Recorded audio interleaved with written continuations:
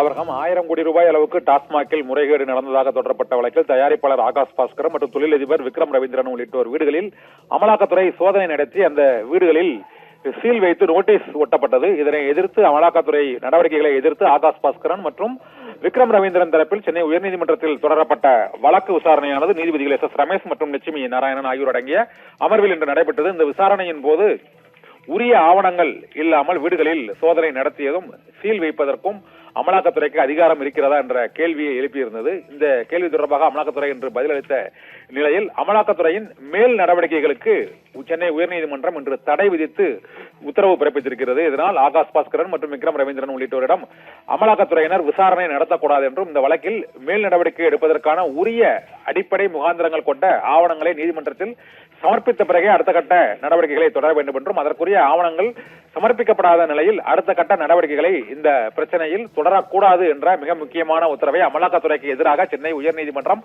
பிறப்பித்திருக்கிறது. அமலாக்கத்துறையானது உரிய ஆதாரங்கள் ஆவணங்கள் இன்றி டாஸ்மாக் முறைகேடு வழக்கில் குற்றச்சாட்டுகளை தெரிவித்து வீடுகளில் சோதனை நடத்தி சீல் வைத்ததை ஏற்றுக்கொள்ள இயலாது என்றும் சென்னை உயர்நீதிமன்றம் உத்தரவு பிறப்பித்திருக்கிறது. இதனால் அமலாக்கத்துறை டாஸ்மாக் முறைகேடு வழக்கில் மேல் நடவடிக்கை எடுப்பதற்கு இடைக்கால தடை விதித்து சென்னை உயர்நீதிமன்றம் உத்தரவு பிறப்பித்திருக்கிறது. உரிய ஆவணங்கள் இருந்தால் மட்டுமே இந்த குற்றம் சாட்டப்பட்ட நபர்கள் மீது சினிமா தயாரிப்பாளர் மற்றும் தொழிலதிபர் உள்ளிட்டோரிடம் அடுத்த கட்ட விசாரணையை மேற்கொள்ளலாம் என்றும் அதுவரை விசாரணைக்கு தடை விதித்து சென்னை உயர்நீதிமன்றம் உத்தரவு பிறப்பித்திருக்கிறது. ஆபிரகாம்.